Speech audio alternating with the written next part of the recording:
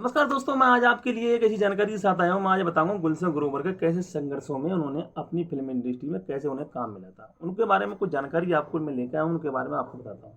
गुलशन ग्रोवर को बचपन से एक्टिंग का शौक था, इसलिए उन्होंने तय कर लिया था कि पढ़ाई खत्म होने के बाद एक्टिंग को ही अपना करियर बनाएंगे। उन्होंने अपने करियर की शुरुआत थिएटर और स्टेज शो से की थी और यह एहसास होने लगा था कि उन्हें फिल्मों के लिए ट्राई करना चाहिए, तो वह अपने ख्वाब पूरे करने के लिए मुंबई के लिए चल पड़े।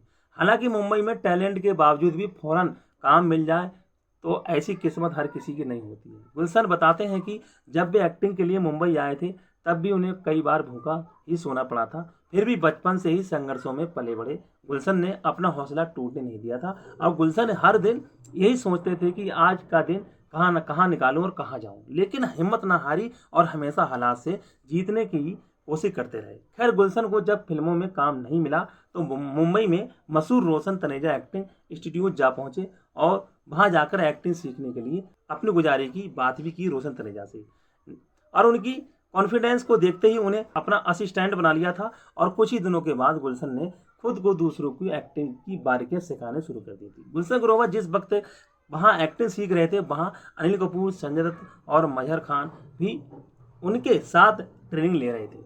एक्टिंग इंस्टीट्यूट में होने से एक फायदा ये हुआ था कि गुलशन की मुलाकात अक्सर फिल्मी हस्तियों से होती रहती थी और ऐसे में गुलशन को भी ऑफर मिलने शुरू हो गए थे। फिल्मों में बतौर एक्टर गुलशन ग्रोवर ने अपने कैरियर की शुरुआत सन 1980 में। गुलशन इस बारे में कहते हैं कि मेरी पहली फिल्म हम पांच नहीं बल्कि रॉकी थी, क्योंकि इसकी शूटिंग पहले शुरू हुई। खैर, इन फिल्मों से गुलशन की पहचान भले ही उतनी ना बन सकी, लेकिन उन्हें काम मिलने शुरू हो गए थे। जल्द ही गुलशन की अवतार और सदमा जैसी फिल्में भी आईं, जिसने गुलशन एक विलेन के तौर पर पूरी तरह अपनी जगह बनाने में कामयाब रहे।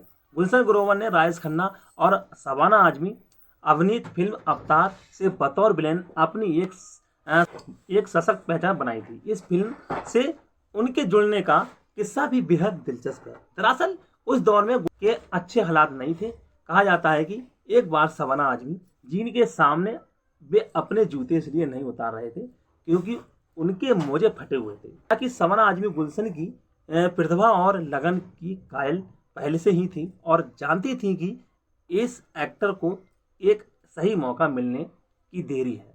बस शबाना आजमी ने गुलशन ग्रोवर को डायरेक्टर मोहन कुमार से मिलवाया, जिन्होंने गुलशन को देखते ही अपनी फिल्म में एक नेगेटिव रोल ऑफर कर दिया, क्योंकि उन्हें गुलशन उस रोल के लिए एकदम फिट लगने लगे थे। गुलशन ग्रोवर को इसी रोल के लिए मोहन कुमार ने क्यों चुना, इसकी एक बड़ी दिलचस्प वजह उन्होंने बताई थी। कि दरअसल ये दिलचस्प वजह ये थी, गुलशन की नाक, जिसको देखकर उन्हें ऐसा लगता था कि ऐसी नाक वाले चेहरे पे एक मतलबी और मक्कार बेटे का रोल एकदम फिट जाएगा। बताया जाता है कि जब उस वक्त उन्होंने कहा था कि गुलशन की नाक को देखकर ऐसा लगता है कि ये आदमी 100 रुपए के लिए अपने बाप तक को बेच सकता है। गुलशन ने जब रोशन तनेजा की एक्टिंग स्कूल में दाखिला लिया तो उन्हें तभी तय कर लिया कि वो विलेन के किरदार ही निभाएंगे।